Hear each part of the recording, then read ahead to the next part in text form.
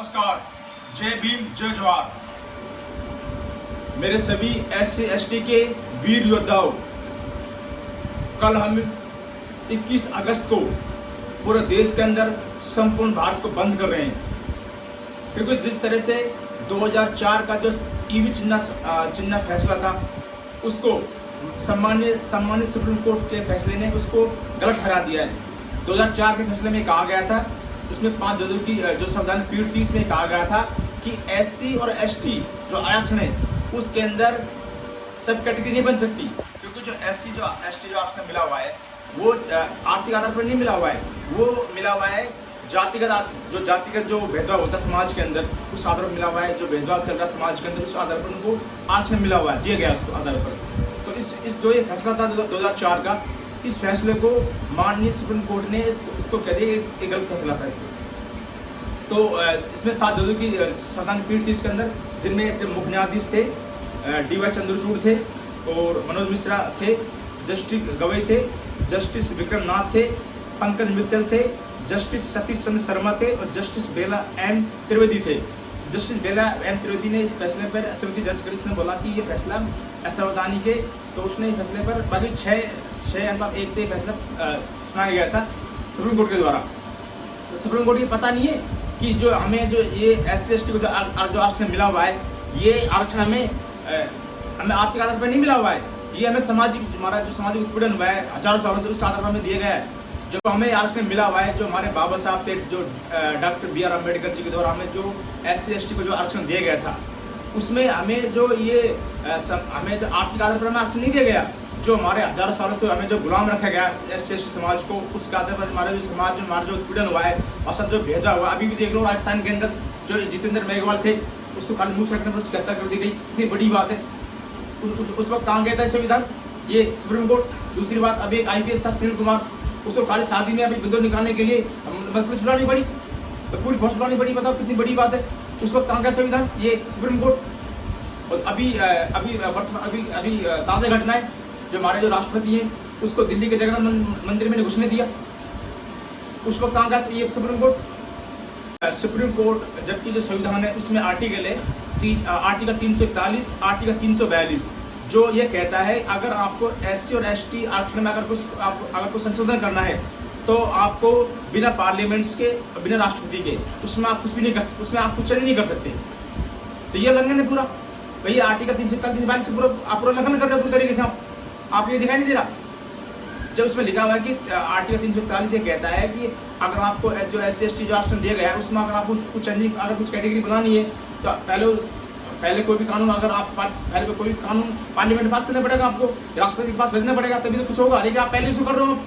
ये लोग संविधान को खत्म करना चाहते हैं बैकडोर एंट्री से, लेकिन अब जो SC ST समाज जो बटेगा नहीं, आपस में लड़ेगा नहीं, ये हमको आपस में लड़ाना चाहते हैं। मैं सुप्रीम कोर्ट जज से पूछना चाहता हूँ कि कभी किसी जाटो समाज के भाई ने कभी किसी बालिम समाज के भाई को पढ़ने से रोका? कभी किसी दोवी समाज के भाई ने कभी किसी मुस्लिम समाज के भाई को पढ़ने से रोका? या कभी किसी मोची समाज के भाई को किसी रोहिंग्या समाज के भाई ने पढ़ने से रोका? या कभी किसी रैगर मोची किसी समाज के भाई को किसी को पढ़ने से रोका? जो मेन कमी समाज के अंदर वो शिक्षा की कमी। आप शिक्षा का ध्यान क्यों देते? तो जो केंद्र सरकार है, जो केंद्र सरकार, जो मोदी गवर्नमेंट से भाई, वो जो शिक्षा की कमी है, जो SC वर्ग है, जो ST वर्ग है, जो पिछड़ा वर्ग रह चुका है, सुप्रीम कोर्ट में जज ये कहते हैं कि जो भाई जो SC ST को जो आरक्षण मिला हुआ है, उसकी जो मलाई है वो SC ST कुछ जाति खा रही है, बाकी जो नीचे की जो जाति हैं जो उनको आरक्षण नहीं मिल पा रहा है। किसी जाति को किसी ने नहीं रोका पढ़ने के लिए। तो ये सरकार की जिम्मेदारी है, जो जातियाँ आगे नहीं बढ़ पा रही हैं, जो जातियाँ पीछे रह गई हैं, उनको शिक्षा से बढ़ाया जाए। अरे आपने गवर्नमेंट स्कूलें बंद कर दिए, आपने गवर्नमेंट कॉलेजें बंद कर दिए। बताओ, आपने सारे काम, जितने भी आपके जो धंधा सेठ है उनको प्राइवेट कॉलेज उनको दे दिए, प्राइवेट स्कूल को दे दिए। बताओ एक गरीब आदमी कैसे पढ़ाएगा अपने बच्चों को? आप उस तरफ नहीं देख रहे, आप उस तरफ भी देखो ना। और सुप्रीम कोर्ट के जज कहते हैं कि जो भी स्टेट है अपने SC ST में सब कैटेगरी बना सकते हैं। ये कैसे बना सकते हैं? ये आर्टिकल 15, आर्टिकल 16 का लोग नहीं है। जो आर्टिकल 15, आर्टिकल 16 कहता है कि भाई अगर आपको SC ST जो आरक्षण है, अगर किसी भी स्टेट में अगर उसमें सब कैटेगरी बनानी है उससे पहले पार्लियामेंट में बिल लाना पड़ेगा, पार्लियामेंट में, या फिर जो राष्ट्रपति है उसके बिना नहीं हो सकता। फिर ये कैसे हो रहा है? फिर ये असंवैधानिक की नहीं है? ये दिखता नहीं है इनको सबको, जजों को? अभी जो जनवरी 2019 के अंदर जो अभी जो EWS में 10% आरक्षण दिया गया था जनरल कैटेगरी वालों को, उसमें उन्होंने 103 संशोधन करा था संविधान के अंदर, 103 संशोधन करा था। तो मैं आपसे पूछना चाहता हूँ, ये जो संविधान का जो मूल ढांचा है उसका उल्लंघन नहीं है? भाई किस तरह से आप 10% आरक्षण दे रहे हो जनरल कैटेगरी वालों को? जब आरक्षण का मूल आधार ही जो सामाजिक उत्पीड़न है, भेदभाव, छूत है, तो फिर आर्थिक आधार पर आप किस तरह आरक्षण दे रहे हो? ये जो संविधान उसका मूल ढांचा का उल्लंघन नहीं है? ये नहीं दिखता आप लोगों को? अगर सुप्रीम कोर्ट जज कहते हैं कि भाई उन्होंने ये भी कहा था कि इसके अंदर हम क्रिमिनल लागू करेंगे, तो SC/ST में क्रिमिनल लागू कर दोगे आप? ये तो वो वाली बात हो गई। अरे आप तो, आपके पापा जज है, आपके मामा जज है, आप फूफा जज है, आपका बेटा जज है। पहले आप शुरुआत करो ना। अब जो कॉलेज सिस्टम से आप भर्ती हो रहे हो सुप्रीम कोर्ट के अंदर, पहले उसको खत्म करो। जिस तरह से IAS का एग्जाम देकर कोई IAS बनता है, उस तरह आपके अंदर की पहले आप शुरुआत करो ना। भाई आपका बाप जज, आपका बेटा जज, आपका बच्चा जज, आपका भतीजा जज, ये कैसे हो रहा है? ये भी खत्म होना चाहिए। पहले शुरुआत अपने आप से करो आप। मैं देश की जो केंद्र सरकार से कहना चाहता हूँ कि ये जो कॉलेज सिस्टम है खत्म होना चाहिए। यहाँ पर भी जिस तरह से कोई भी जिस तरह की IAS का एग्जाम है, SSC का एग्जाम है, जिस तरह से बच्चा एग्जाम देकर IAS IPS बनता है, उसी तरह से सुप्रीम कोर्ट जजों के भी एग्जाम होना चाहिए। जिस तरह से यहाँ पे भी सभी वर्गों के बच्चे पहुँचे और अपनी समाज के हितों के बारे में सोचे। जिस तरह से सुप्रीम कोर्ट में 6/1 जो फैसला सुनाया गया था, उसमें कितने SC/ST के जज थे? मुझे बताओ आप, उसमें कितने OBC के जज थे? जो इन लोगों ने अभी फैसला सुना है SC/ST आरक्षण के लिए कि उसमें कैटेगरी बननी चाहिए, तो मैं इनसे पूछना चाहता हूँ उस जजों के अंदर कितने जज SC के थे, उसमें कितने जज ST के थे? उसमें आप देख सकते हो कि उसमें कितने जज आपको SC/ST के जज मिलेंगे? भाई पहले आप उसमें सभी वर्गों को इसमें जज लो, तब उसमें निर्णय लो आप। ये थोड़ी आप एक समाज के लेके आप उसमें निर्णय सुना दोगे। ये 40 करोड़ आबादी की बात हो रही है, और 40 करोड़ आबादी का फैसला 6 आदमी नहीं कर सकते एक रूम के अंदर बैठकर, और इसको कभी को समाज स्वीकार नहीं करेगा।